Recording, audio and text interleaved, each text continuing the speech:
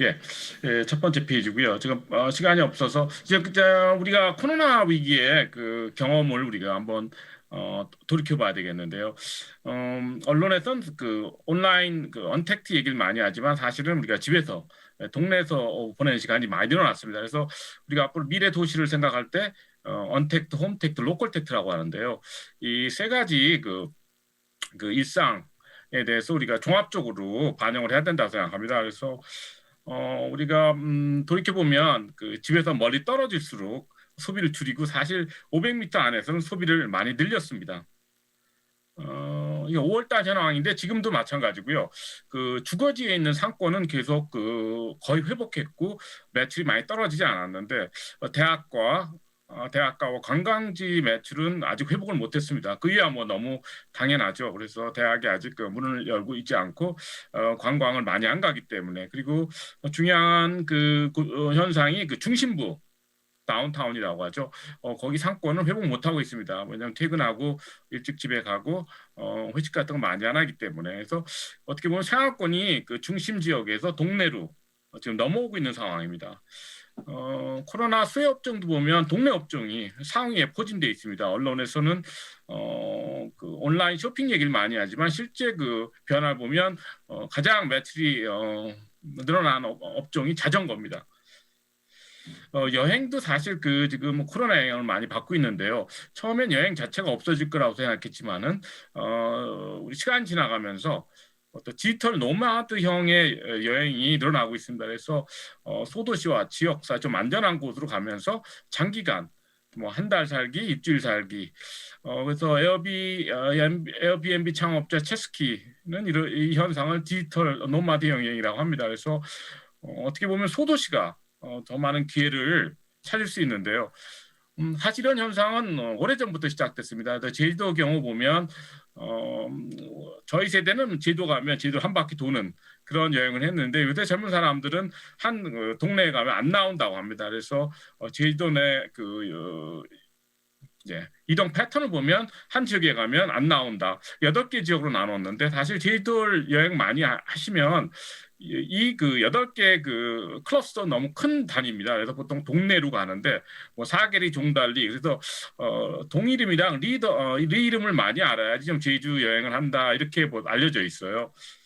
이렇게 그 상하권이 좁혀진 거는 코로나 전부터 시작됐는데 서울에서도 그 회사원 절반이 직장이 있는 그런 자치구에 산답니다. 그래서 같은 자치구에서 일하고 거주하는 사람의 비중이 50%가 넘었다는 거죠. 2018년 자료입니다.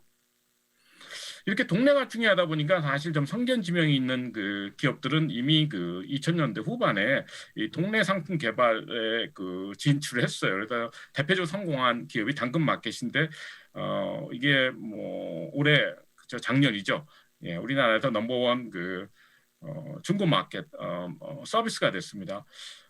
근데 이건 전 세계적인 현상이고 미국에도 비슷한 애플리케이션이 있는데 넥스도어라고 합니다. 그래서 주민을 연결해서 다양한 서비스를 제공하는 그런 그 새로운 시장이 열렸고요.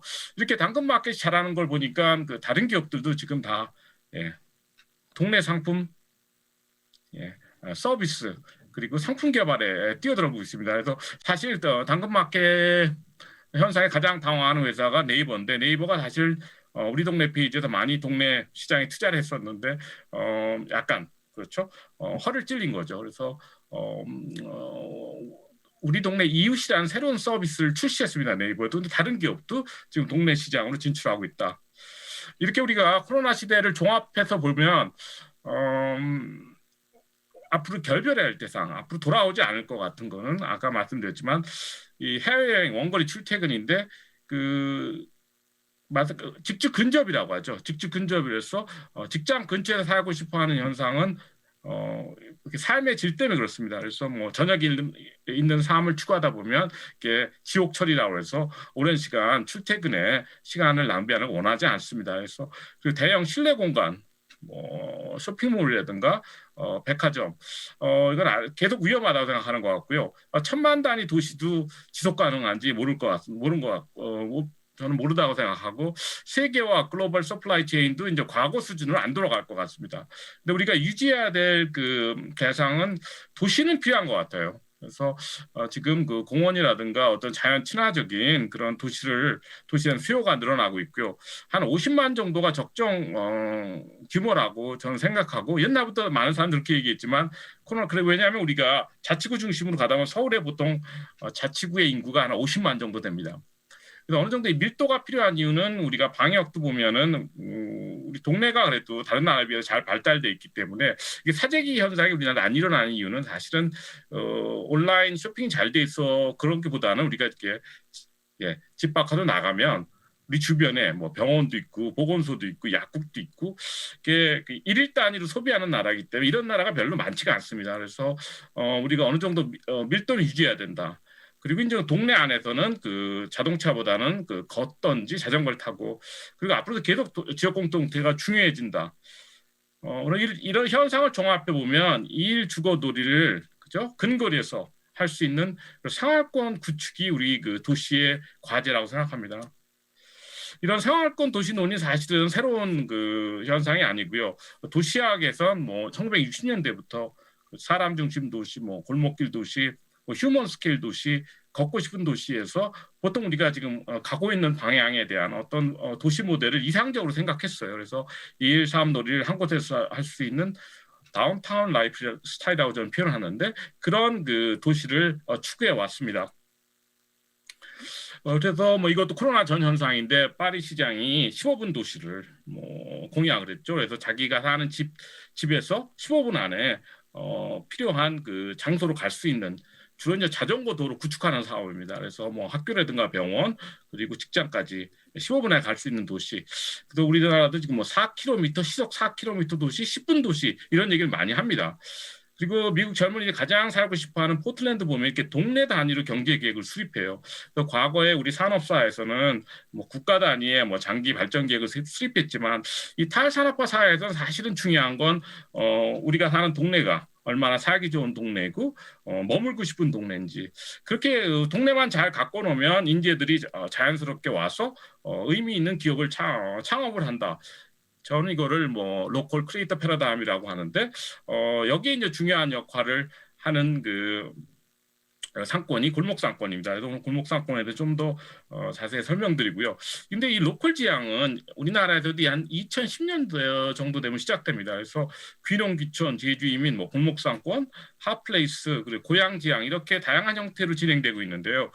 2010년이 그 2008년 글로벌 금융위기 2년 후인데 전 세계적인 현상입니다. 그래서 일본 그리고 미국에서 비슷한 현상이 일어나고 있습니다. 결국에 중요한 건 삶의 질입니다. 우리가 삶의 질을 추구하다 보면 말씀드렸듯이 생활 반경을 좁혀야 돼요. 그래서 이제 로컬 지향으로 간다.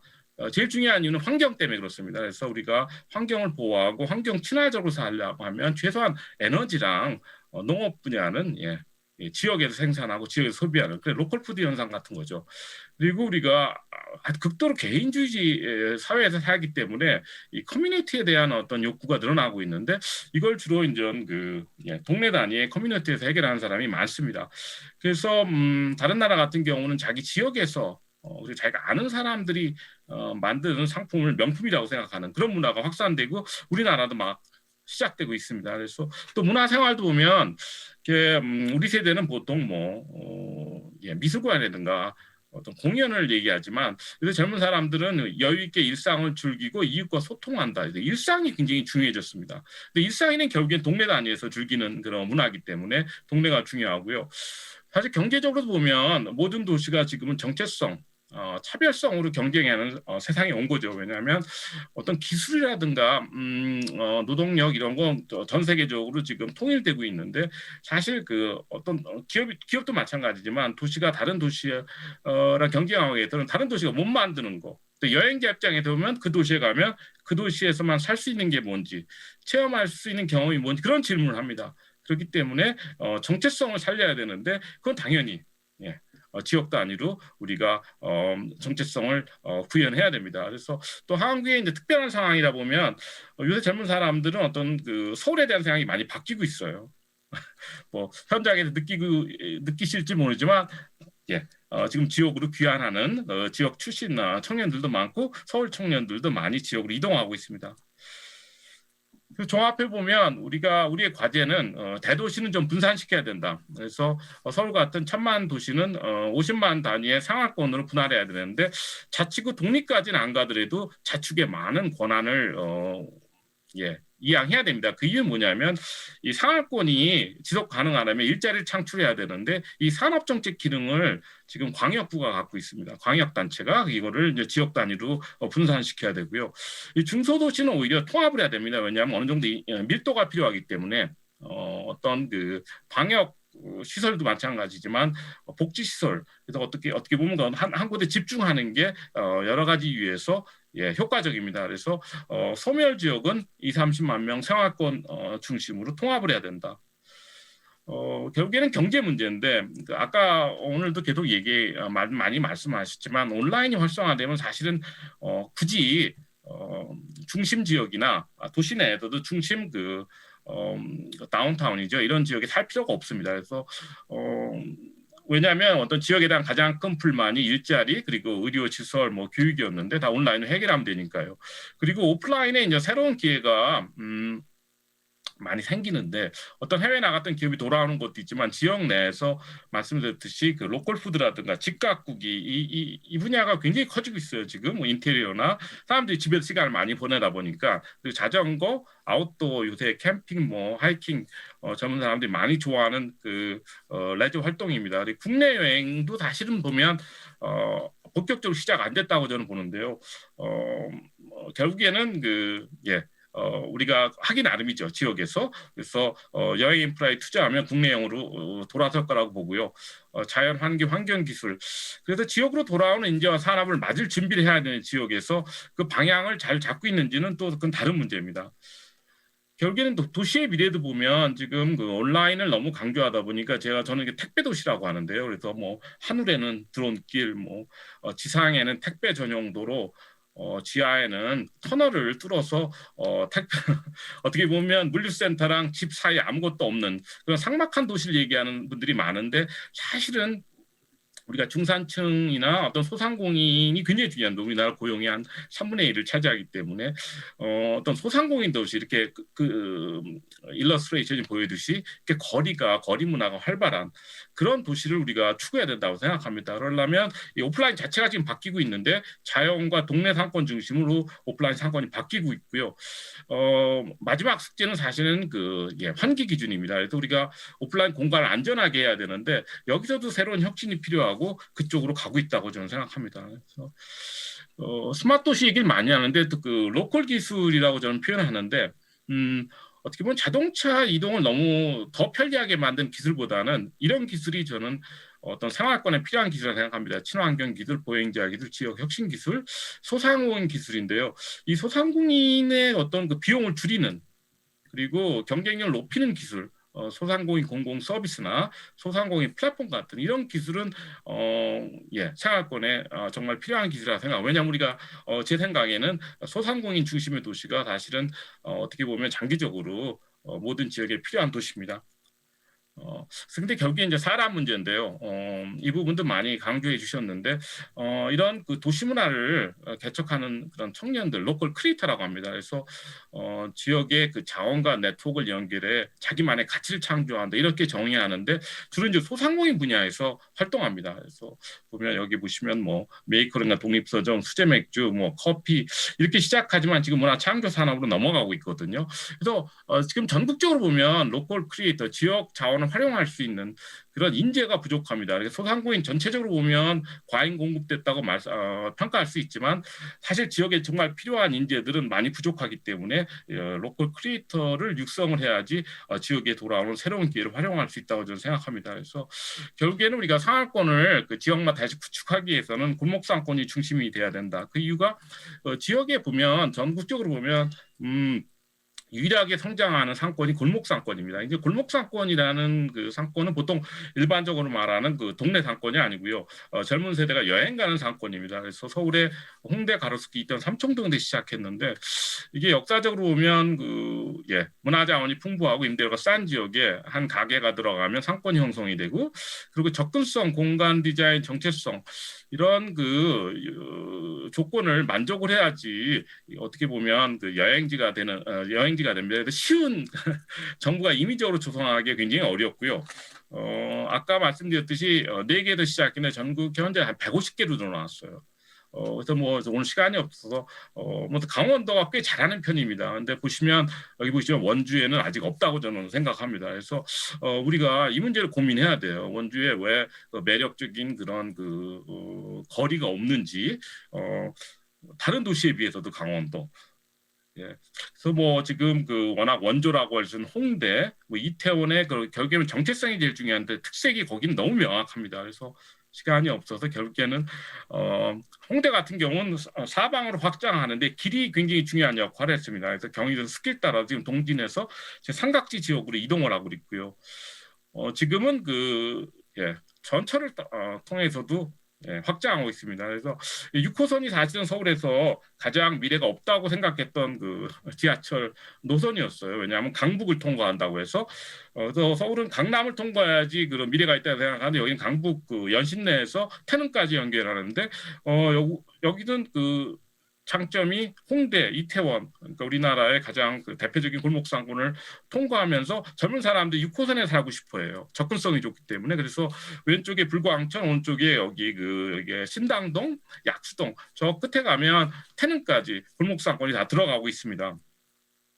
이 골목상권 현상은 결국에 공간 차별성 때문에 한옥, 단독주택, 그리고 뭐 판잣집, 일본식 건물, 창고, 공장, 인쇄소, 공구가게, 이제 아파트 단지만 아니면 골목 상황에 들어갈 수 있고요. 이건 기술의 반대 현상이 아닙니다.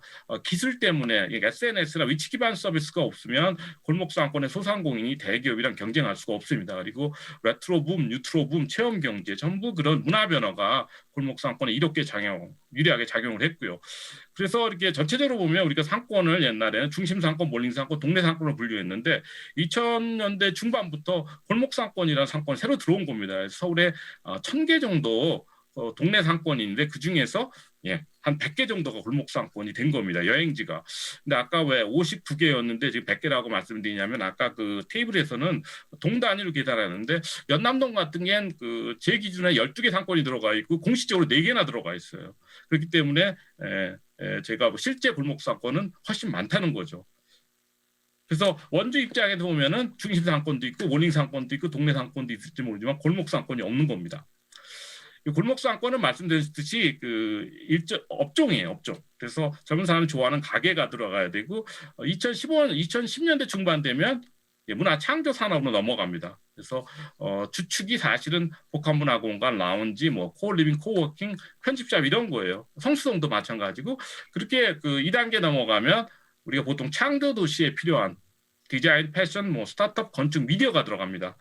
이 2단계 3단계 발전을 거의 완성한 지역이 홍대입니다. 그래서 홍대가 지금은 우리나라의 어떻게 보면 대표하는 골목 산업이 리테일인데 문화산업, 창조산업 브랜드가 홍대에 계속 나오고 있어요. 전 세계적인 현상이라 말씀드렸듯이 외곽에 있던 신도시에 살던 젊은이들이 도심으로 이동하는 건 전 세계적인 현상이고 대표적인 곳이 실리콘밸리입니다. 실리콘밸리 우리나라 기준으로 하면 신도시예요. 그래서 원도심인 샌프란시스코 이동하는 바람에 샌프란시스코가 새로운 하이텍 중심지가 되고 있고요. 그래서 홍대에서 어떤 사업을 했는지 보시면 정부도 많이 투자를 했습니다. 결국에는 어떤 도심을 활발하게 그러면 사람과 돈이 모인다고도 표현하는데 성공하는 지역을 만들기 위해서는 세 그룹이 필요해요. 예술가, 스타트업, 소상공인입니다. 그래서 자꾸 원주도 그런 스타트업 인재 유치해 갖고 부족한 거예요. 소상공인과 아티스트가 따라 들어가야 되고 이거는 뭐 홍대뿐만이 아니고 군산, 강릉, 제주에서도 이런 로컬 브랜드 생태계가 지금 만들어지고 있습니다. 골목상권 중심으로.